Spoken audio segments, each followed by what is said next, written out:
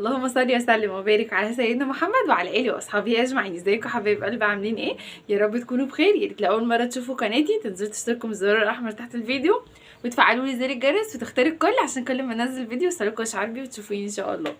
النهارده هنعمل ايه؟ النهارده الفيديو آه خفيف كده وقمر وعسل وسكر وقشطه وكل الحاجات الحلوه. عشان ايه؟ عشان انا مش هدخل المطبخ النهارده. الحمد لله الحمد لله مش هعمل اكل. جوزي هيجيب اكل وهو جاي من الشغل، فانا مش هجيب اكل. فانا مرتاحه، نفسيتي مرتاحه، الرخامه فاضيه كده والبوتاجاز نضيف والحوض مفيهوش مواعين. وبصوا انا مبسوطه. لو يعني انا نفسي ازغرط، نفسي ازغرط، فبس انا ما بعرفش. فاللي يعرف يزغرط ينزل يزغرط لي بالتعليق.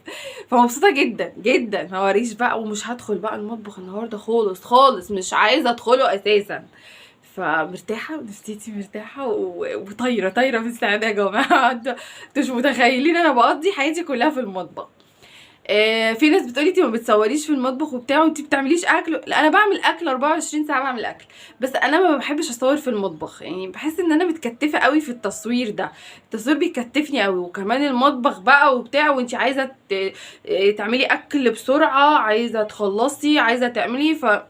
ان انا فكره ان انا افتح كاميرا واصور يعني المطبخ اصلا تصوير فيه بيخنقني. فهو اللي ببقى بس ببقى غصب عني. مثلا ممكن اعمل الاكل واصوركم بعد ما خلصت الاكل، اما وانا بعمل اكل ببقى مخنوقه. يعني حاسه ان انا مش قادره ان انا افتح كاميرا واصور. وانا من الناس اللي ما بتحبش قوي دخلة المطبخ، ما بحبهاش.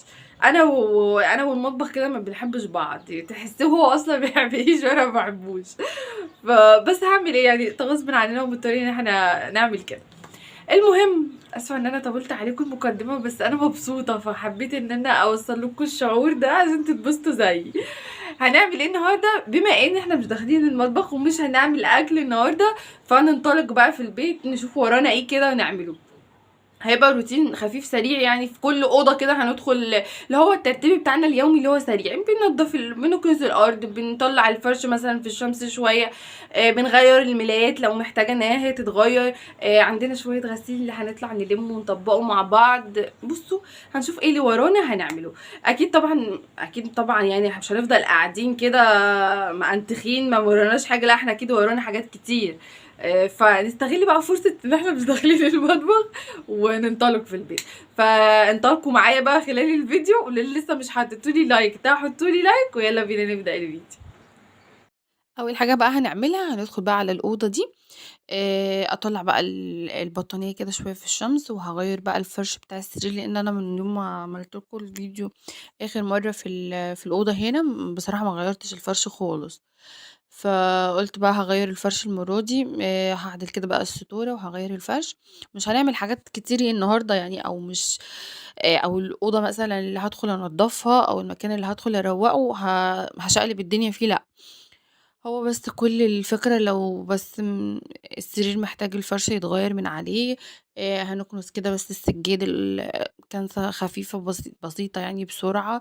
أي حاجة عندي في الأوضة عايزة تتلمع بسرعة بسرعة كده هنلمعها. اللي هو الروتين اليومي بتاعنا اللي هو احنا بنعمله على طول، اللي هو سريع سريع ده. آآ مش حاجات بقى اللي هو الروتينات اللي بتبقى عميقة، إن أنتِ بقى تنضّفي من تحت السرير وتشيلي الستاير وتغسليها والسجاد وتغسليه وحاجات كتير كده. لأ، هو الروتين بتاعنا اليومي اللي إحنا متعودين عليه. وزي ما قُلت لكم أنا اليوم ده ما كانش عندي يعني ما كنتش هاعمل أكل. ففكرة إن أنا أدخل المطبخ أصلًا والله العظيم بياخد نُص اليوم عندي تمامًا. طبعًا أنا من الناس اللي لمّا باعمل أكل ما باحبش يكون الحوض فيه أطباق ومواعين وحاجات من دي. ما باحبش البوتاجاز بتاعي يكون شكله مش كويس. فتلاقوني 24 ساعة في اليوم اللي أنا باعمل فيه أكل قاعدة في المطبخ، أروّق وأغسل وألمّع وأمسح وأعمل والحاجات دي. لإن أنا نفسيتي بتبقى مرتاحة لمّا بيبقى مطبخي شكله حلو كده ونضيف. آآ مش فارق عندي البيت بعد كده، لإن أنا البيت ممكن في نُص ساعة والّا في ربع ساعة أكون عملت البيت كلّه، زي ما أنتم هتشوفوا معايا في الفيديو دلوقتي. عملت معاكم البيت كلّه، وكمان لمّيت غسيل وطبّقته وعملت حاجات كتيرة أوي، ما كمّلش معايا نُص ساعة، ربع ساعة، بسرعة، بسرعة، بسرعة، لإن البيت نضيف أصلًا. مش بيعذّبني في إن أنا أروّقه أو أنضّفه، الأوض بتبقى نضيفة، البيت بيبقى نضيف. أنتِ بس بتنفّضي من العفار، من التراب اللي على الفرش، من الحاجات زي كده. لو كان الأوضة برضه الفرش بتاع السرير كان نضيف مش محتاج، أنتِ ما بتشيليهوش، بس على أساس أنتِ بتطبّقي أو مثلًا بتشيلي البطاطين أو اللحفة أو الحاجات دي تحطّيها في الشمس شوية. يعني الروتين بتاعنا اللي هو اليومي ده خفيف، بسرعة، بسرعة بتكوني خلّصتِ. أنا هنا زي ما شُفتوا شِلت الفرش بتاع السرير وغيّرته، وأول حاجة طلّعت البطانية شوية في الشمس. وبعدين جيت هنا بس على المراية لمّعتها، عشان أنا المراية دي بالذات لازم تكون متلمّعة، هي والمراية بتاعة البوتاجاز بتاع المطبخ ده، هُم دول لازم، هُم دول أكتر حاجة كارهاني مكرّهاني في حياتي، بجد. ما باستحملش إن أنا أشوفهم خالص عليهم بصمات إيد كده أو مطبّعين أو حاجات من كده، أنا ما باستحملش المراية دي بالذات تكون عليها أي حاجة. فلمّعتها هي بس عشان كانت شكلها مش كويس، فلمّعتها وخلاص على كده، وكنست كمان الأوضة، وقفلت البلكونة شوية، وسِبت البطانية شوية في الشمس. هنيجي هنا كده نفتح الستارة بتاعة الأنتريه هنا، وهافتح الشباك برضه. وهاجي كده هانفّضها، أدّيها تنفيضتين كده مكان ما إحنا كنا قاعدين، الولاد أكلوا حاجة بتاع، فأدّيها تنفيضة كده خفيفة وأحط الفرشة عليها تاني. بُصّوا، أنا الفرش ده كان عندي، كان بتاع كبير كده، مفرش كبير أوي، هو بيج في نبيتي المفرش دوّة. فأنا جِبته بصراحة، ما كنتش باستخدمه، فجِبته قصّيته كده، عملته زي حِتَت صغيّرة كده باحطها إن هي بس تحافظ على الشَّلْتة بتاعة الصالون. الحتت النبيتي اللي كانت فيه بصراحة ما كفّتش، فعملت بقى البيج حطيتها على الكنبة الكبيرة. شكلهم كويس، مش وِحِش يعني، حتى أصلًا الصالون فيه بيج وفيه نبيتي، فهُم شكلهم كويس مش وِحشين. هُم حلوين دلوقتي مؤقتًا، بحيث لمّا بقى آجي أطلع وأجيب بقى فرش للصالون كلّه يحافظ عليه، لإن عندي برضه الإيدين بتوعة الكنب اللي هُم الكنبة الكبيرة والكنبة الصغيرة ده، أنا عايزة برضه أحُط على الإيدين دول أي مفارش وحاجة زي كده، عشان خاطر ما تتبهدلش من الولاد، لإنه لونه صعب أوي، صعب أوي، صعب، صعب، صعب، والولاد عندي لسه صغيّرين برضه، فأي حاجة في إيديهم بيرموها هنا، بيحطوها هنا، بيمسكوا بيها بتاع، بتبصّم على الحيط، على الفرشة كده، فبتبهدل الدنيا، وأنتِ مش هافضل طول النهار ماشية أنا بقى وراهم أمسّح وأكنس وأغسل وأمسح، يعني حرام. فنحافظ على الحاجة بتاعتنا ونحافظ كمان على صحتنا يا جماعة، صحتنا دي إحنا لاقيينها. ف هاحاول بقى إن شاء الله بإذن الله أجيب فرش للصالون كلّه مرّة واحدة، عشان كلّه يبقى شكل بعض، يعني مش هاحط من هنا حاجة وأحط حتّة هنا وحتّة هنا وكده، يبقى كلّه شكله مش كويس. لمّا أجيب له المفارش دي هيبقى شكلها حلو وهتحافظ لي عليه. المهم زي ما أنتم شُفتوا كده نفّضت الفرشة ورجّعتها مكانها تاني، عملتها بنظام يعني، وبعدين جِبت كده المقشّة بتاعتي القمر وقعدت أكنس. هتشوفوا دلوقتي ما فيش حاجة، المكان مش مطلّع فار كتير، هو شوية تراب وحاجات من كده، وبعدين أنا عندي بس السيراميك أصلًا هو دايمًا، دايمًا تحسّوه مطرّب، هو ما بيبقاش مطرّب بس دايمًا تحسّوه مطرّب، لإن الحاجات اللي هو السيراميك الغامق والكلام دوّة على طول، على طول لازم إيدِك فيه. لو مش دايمًا مسحتيه بيبقى زي ما أنتم شايفين شكله كده تحسّوه مطرّب وشكله مش أحسن حاجة يعني. وجِبت هنا كده المساحة، أنا باحب دايمًا إن أنا أمسح اللي هي الحتت اللي تحت الكنب بتاع الصالون ده لازم أمسحها، لإن أنا زي ما قُلت لكم أنا بتبقى مطرّبة وبيبقى شكلها مش كويس، فبادّيها لمعة كده. مش هاشيل السجادة ومش هامسح من تحتها ومش هاكنس من تحتها ومش ليها لازمة خالص إن هي تتشال دلوقتي حاليًا يعني. زي ما قُلت لكم إن الروتين كان سريع وحاجات كده، إن هو اللي هو الروتين بتاعنا اللي هو اليومي بتعملي كل حاجة من فوق، من فوق كده، مش ما بتشيليش بقى وما بتمسحيش وما بتكنسيش وكلام من دوّة. هنعمل الروتينات دي مع بعض، بس مش دلوقتي، يعني لسه شوية، إحنا لسه بقى طالعين من العيد وفارشين الفرش بتاع العيد وإلى حدٍ ما حاجاتنا نضيفة لسه، ما مش مستاهلة بصراحة إن إحنا نبهدل نفسنا. وبعدين العيد الجاي خلاص، يعني عيد جاي أهو بعد شهر، بعد شهرين، نسيب صحتنا شوية لفيما بعد، عشان في حاجات وفي مرمطة جاية قدّام، فإحنا نرتاح شوية. المهم كنت خلّصت معاكم كده خالص. وكان عندي بقى إيه، شوية هدوم قُلت أطلع ألمّهم، بس بصراحة ما طلعتش لمّيتهم على طول. يعني بعد ما خلّصت معاكم الصالون ومسحته وكنست وكده، كان جوزي جه وكان جايب الغدا وقعدنا واتغدينا وشربنا كوباية شاي قمر كده، وبعد كده هو رجع الشغل تاني. وبعدين قُلت بقى أكمّل معاكم تصوير الفيديو. طلعت بقى قُلت كان عندي شوية هدوم كده كنت غاسلاهم منشّراهم من امبارح بالليل. فقُلت هاطلع ألمّهم معاكم. بُصّوا يا حبايب قلبي، أنا ما باحبش أنشّر في الشمس ولا ألِم هدوم في الشمس، ما باحبش الحتّة دي خالص. آآ ما باحبش الشمس، ما باحبهاش، ما باستلطفش. هو بيقولوا لِك لازم إن أنتِ تنشّري الهدوم في الشمس عشان الشمس تيجي كده على الهدوم، ف يعني بتبقى حلوة للهدوم وكده.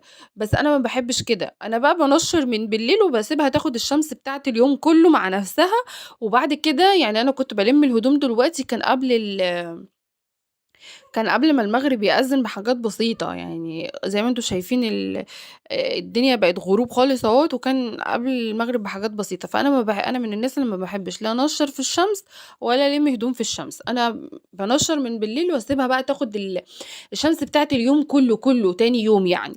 وبعد كده أطلع ألمّها قبل المغرب بحاجات بسيطة، بعد العصر برضه يكون الجو كان هادي كده وما فيش شمس ولا حاجة. بس، فجِبت كده معاكم الهدوم. وبصراحة برضه ما طبّقتهاش بعد ما لمّيتها على طول. أنا قعدت مثلًا نُص ساعة كده والّا حاجة، وبعدين بدأت إن أنا إيه، أطبّقها معاكم. الفيديوهات أو الروتينات اللي إحنا بنعملها ما بتبقاش كلّها ورا بعضها، يعني هي بتبقى في نفس اليوم، بس ما بتبقاش كلّها direct ورا بعضها، ورا بعضها، ورا بعضها. لأ، إحنا بنبقى ناخد إيه، هُدنة كده، قاعدين مع نفسنا ومرتاحين شوية، اللي هو مش كلّه ورا بعضه. أنتِ طبعًا في الفيديو في حاجات مثلًا بتحصل، حد بيخبّط عليكِ على الباب، حد من الولاد مثلًا عايز حاجة، بتاع، عايز ياكل، عايز يشرب. بتفضلي تفصلي في الفيديو وتفضلي تعملي ورا بعضه، ورا بعضه، ورا بعضه كده. المهم، هنا كده كان قبل أصلًا ما العِشا تأذّن كمان بحاجات بسيطة. آآ جِبت الهدوم زي ما أنتم كنتم شايفين كده وحطيتها في استبت وسِبته على الفريزر شوية. وبعدين قُلت بقى هاطبّقهم، خلاص كفاية كده هاطبّقهم يعني. بصراحة كنت هاكسّل إن أنا أطبّقهم والله العظيم، لو ما كنتش عايزة أكمّل الفيديو معاكم ما كنتش هاطبّقهم، كنت مكسّلة جدًا. هنا حطيت الفريزر حطيته في المكان ده. أنا كنت حاطاه في الأوضة الأول بعد ما فضّيت الأوضة، كانت الأوضة فاضية ما كانش فيها أي حاجة غير بس المراتب والفريزر، فكنت حاطاه ورا الباب على طول. بس لمّا جيت بقى جابوا الأوضة وكده وطلّعت الفريزر برّه خالص، وقُلت لمّا أشوف هاعرف يعني لمّا ييجوا يحطّوا لي الأوضة هاشوف كده يعني هينفع والّا مش هينفع إن أنا أحطّه في المكان ده. بس المكان كويس، مش مضايقني في حاجة، شكله كويس ومش مضايقني في أي حاجة خالص. فحطيته في الداخلة أول ما بتخشوا من الباب كده، فهو في الوش على طول. آآ عند باب البلكونة بالضبط، في الحتّة اللي عند باب البلكونة دي. فهو مش مضايقني في حاجة وما كنتش لاقية له مكان أكتر، يعني مش في مكان أصلًا، مش لاقية له مكان برّه خالص. فزي ما قُلت لكم مش مضايقني في حاجة. هنا بعد كده ما خلّصت ودّيت بقى كل كده خلاص خلاص خلاص خلاص خلصنا الحمد لله. مبقاش ورايا اي حاجه خالص دلوقتي بقى اعمل لي كوبايه شاي كده قمر كده زيي واروح اقعد بقى قدام التلفزيون كده، او امسك الموبايل اشوف اي حاجه ورايا، او انادي على سلايفي. نقعد ننم على الناس. ابص هعمل اي حاجه، انا فاضيه يا جماعه، ما وريش حاجه خالص الحمد لله خلصت. وكمان فاضل حاجات بسيطه والعشاء اتأذن يعني. لسه الليل في اوله يعني، فالحمد لله انا كده خلصت. حتى بصوا الاوضه كمان نضيفه اهي، ما فيهاش اي حاجه، السراحه نضيفه، السرير نضيف. كنت عايزه اقول لكم حقيقي ان انا جبت الفريزر هنا في المكان ده. مع كان ما كنتش لاقيه له مكان بصراحه، وكان كمان كنت حاطاه هنا في الاوضه، كنت حاطاه ورا الباب هنا، فكان مضايقلي الدنيا خالص. وحسيت ان انا لما اجي احط بقى سراحه تاني واحط الاوضه تاني وبتاع هيضايقلي الدنيا. هو كان الاوضه كان موجود في الاوضه والاوضه كانت فاضيه، فما كانش مضايق الدنيا قوي، بس حسيت لما اجي احط الفرش الدنيا هتضيق. لما حطيت الفرش بالطريقه دي فالدنيا بقت ظريفه معايا، والمكان دوت كان فاضي. بصوا هنا انا شلت الضرفه اللي هنا كلها شلتها، اللي هي هنا دي شلتها، وده بيقفل وبيفتح عادي اهو. الضرفتين بيفتحوا وبيقفلوا، وبعرف ادخل واخرج براحتي. فهو هنا مش مضايق لي الدنيا، وهنا شكله حلو يعني الى حد ما شكله حلو، فمش مضايق لي الدنيا، والدنيا تمام معايا. فيلا بقى، لو وصلتوا معايا لاخر الفيديو ما تنسوش تحطوا لي لايك وتكتبوا لي كومنت حلو كده عشان يشجعني ان اعمل لكم فيديوهات اكتر واكتر. يلا مع الف سلامه، باي.